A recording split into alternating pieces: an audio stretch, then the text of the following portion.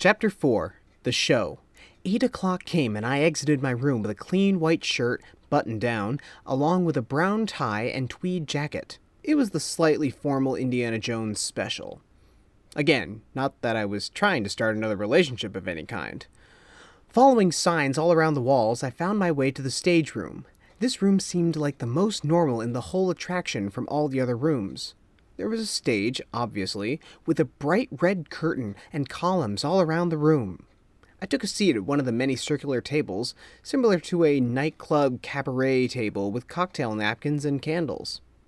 Other couples were sitting around. I sat and waited for I suppose you could call her, date. Once more, not a true date. A few more people came in, with Lana following. She had a cute dress on and was very beautiful. Right then it dawned on me, even harder than ever. What about Marianne? I never really agreed to this whole date thingy. But maybe this was some kind of formal show and she just wanted to go to it with someone with whom she had become friends. I mean, I wasn't dressed casually myself. She found me and sat down across from me. All of a sudden the lights dimmed and a spotlight flashed onto the stage. The music started to play and the curtains opened. The curtains revealed a woman in a red, somewhat Asian-looking dress. She began to sing. The song sounded very familiar for two reasons. First, I am a boy with a heart for the classics. Second, someone told me that my great-grandfather heard the same song in a club in Hong Kong. The song was Anything Goes, the popular song from the musical of the same name. The story goes that the version from Hong Kong was sung by one of Indy's female companions, Willie Scott. Supposedly, Miss Scott had sung the song in Chinese, or Mandarin. Somebody correct me, please.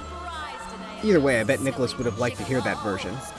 However, I was fine with this, I guess you could call it, impersonator's English version. Everybody seemed to be having a good time until the singer hit a really high and long note. "Look out!" I said, covering Lana's head from the candle smashing. Just then the audience started to laugh and laugh. I couldn't figure out why. I suppose the singer was amusing, but not that much. I turned my head and saw Lana laughing hysterically as well. You could even say it was hysterical. See what I did there? I then noticed that there was a gas flowing into the room. How, you may ask? Well, a blurry-looking cloud is pretty obvious. Similar to what you see if you stare at a candle. Oh, forgive me. My eyes are starting to water. Anyway, this whole ordeal was anything but funny. I knew I had to get myself and Lana out of there. I quickly took a napkin from the table and covered my mouth. "Lana! Lana! Where'd you go?" She was nowhere in sight. Speaking of sight, the cloud of gas started to become more like an actual cloud. It was as thick as pea soup or peanut butter for you Yukon Cornelius fans out there. I tried to see my way through the thick cloud of gas. I reached the stage and climbed up. I realized the gas was coming from the stage. The room was entirely filled with the toxic air, and I could barely see a thing. Somehow I stumbled off the stage and struggled my way to the door. I was limping slightly, but not too bad, thanks for asking. I wasn't able to see if Lana was up or down. I pushed open the door and crawled out of the room. Now, if you thought I was out of the woods then, boy, were you wrong. It turned out the entire common area restaurant was pitch black, with only a few lights and the red glowing from the exit signs. However, on closer inspection, there seemed to be a couple more words in German. That's strange. Why would an American attraction with a Spanish name have German safety signs? Melting pot? The slight sound of water making gulping and dripping sounds made the area a little uncomfortable. Soon I started to hear even stranger sounds, moans and creaks. Well, like any normal person, I wasn't going to waste time standing there. I quickly dashed towards the hotel wing, trying not to trip on any chairs or tables. Note to self, bring a flashlight.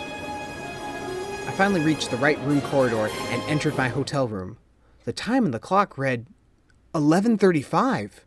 I was astonished. Why? Because Lana and I left at 8.